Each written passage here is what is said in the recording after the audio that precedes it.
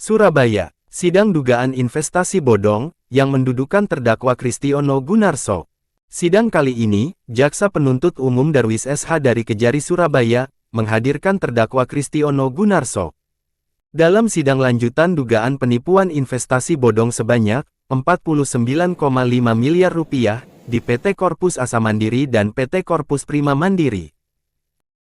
Sidang kali ini, kuasa hukum terdakwa menghadirkan ahli pidana dari Unair Dr. Bambang Suheryadi SH, MH, menerangkan bahwa terdakwa Kristiono Gunarso, warga Surabaya selaku Direktur PT Corpus Asa Mandiri, dihadirkan langsung dalam sidang oleh Jaksa Penuntut Umum Kejari Surabaya, di Pengadilan Negeri Surabaya, Senin, tanggal 10 Juli tahun 2023. Terdakwa kasus penipuan investasi dengan imbalan bunga besar, kembali menjalani sidang lanjutan dengan agenda pemeriksaan ahli. Dalam keterangannya ahli menjelaskan, bahwa kasus yang dilakukan terdakwa ini adalah bukan ranah pidana melainkan perdata yakni hutang piutang, ujar ahli.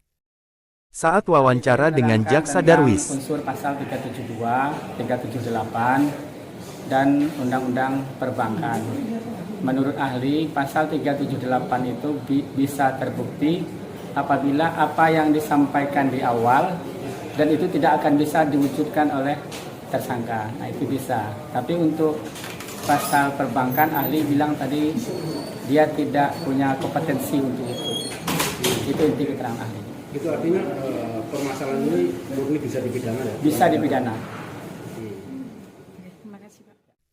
Sementara menurut Jaksa Penuntut Umum Kejari Surabaya menyatakan, bahwa kasus yang dilakukan oleh terdakwa Kristiono Gunarso, adalah murni pidana, melalui investasi dengan penawaran imbalan besar, namun tidak ada hasil, ujar Darwis. Dalam kasus ini, terdakwa dijerat pasal 378 KUHP dan pasal 372 KUHP serta pasal 16 tentang perbankan.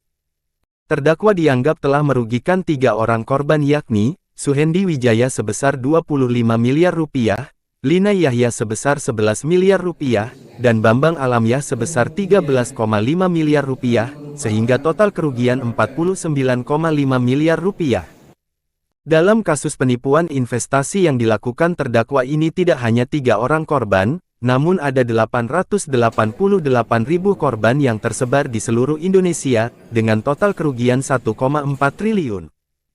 Modus terdakwa dalam mencari korban dengan cara mencari agen atau pihak ketiga, untuk mempromosikan dan memasarkan produk dari perusahaan yang dikelolanya, dengan memberikan imbalan sebesar 7%, 9% sampai 12%, dengan jangka waktu 3 bulan sampai 3 tahun.